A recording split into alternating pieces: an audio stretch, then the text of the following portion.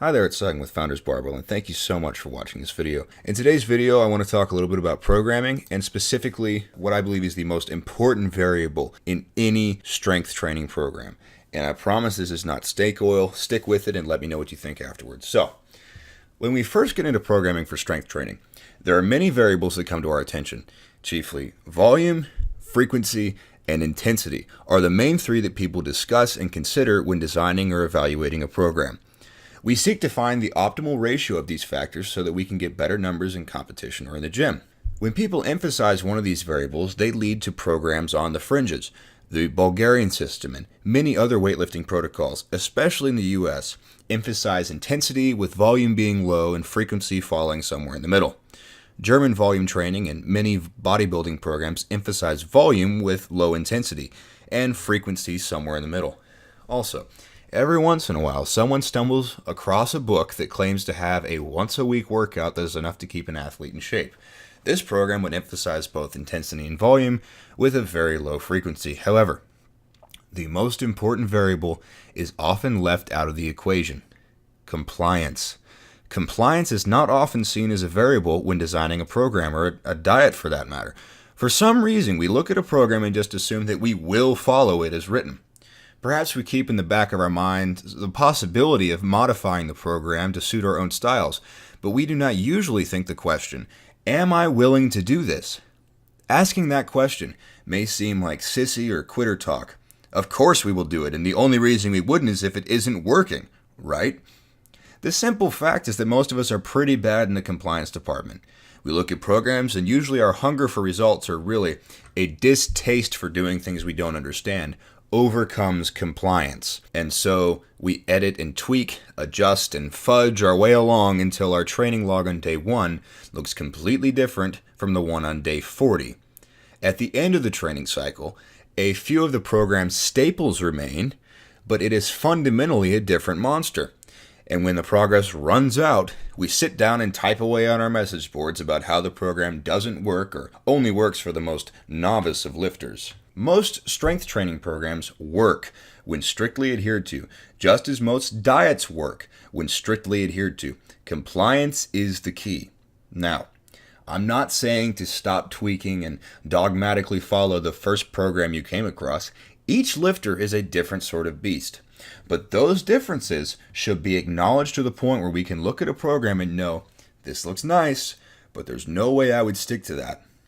This means that if you see someone doing 10 sets of 10 on squats every week, and you want your legs to look like theirs, the first question should be, am I really willing to tackle that much volume every week?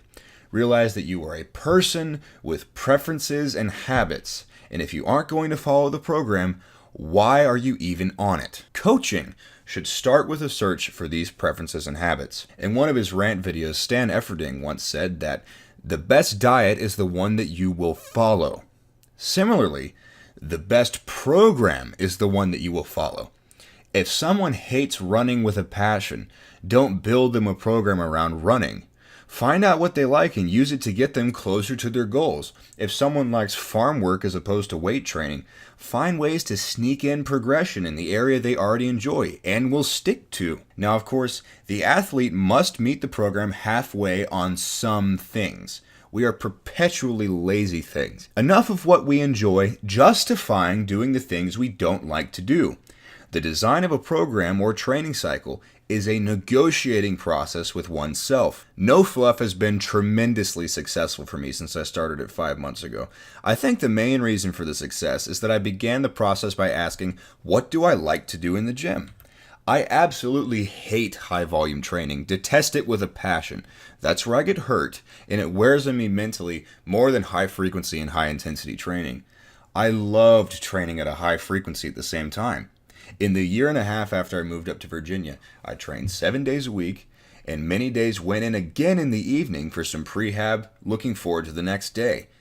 But I met myself halfway this time by recognizing that a gutting of volume would mean a necessary rise in intensity, one that could not be sustained while training 7 days a week. So I added in something I thought I never could: rest days.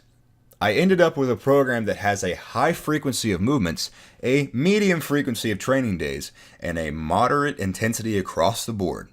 The ratio fit my preferences and met all the marks I needed to get the weight moving upwards. Now, of course, I have a case for no fluff beyond a fit with my preferences. I believe it is optimized in more universal ways than that, from correcting upper body development in proportion to legs, to injury prevention, and drastically improved technical proficiency. But while those are important and desirable outcomes, they are all off the table unless compliance is in place. So, the step we need to take is to ask ourselves what kind of lifter we are. Do we enjoy burnout sets on the machines at the end of each workout? Or would we much rather stick to the implements we use in competition? Do we go to the gym mainly to move heavy weight and break mental barriers, or are we trying to become masters of technique? These answers will tell you where you are likely to be compliant. Using that information, the search for a program becomes much easier. So, what do you think? What are some ways you have adjusted programs to make sure that you would follow them? Is there a particular way of training that you have found makes for easy compliance, or do you think I'm completely wrong and people should force themselves to follow the best coach out there? Let me know what you think in the comments. If you hated this video, you know what to do, but if you liked it, why not hit that button? I'm Sutton Hay with Founders Barbell, and thank you so much for listening.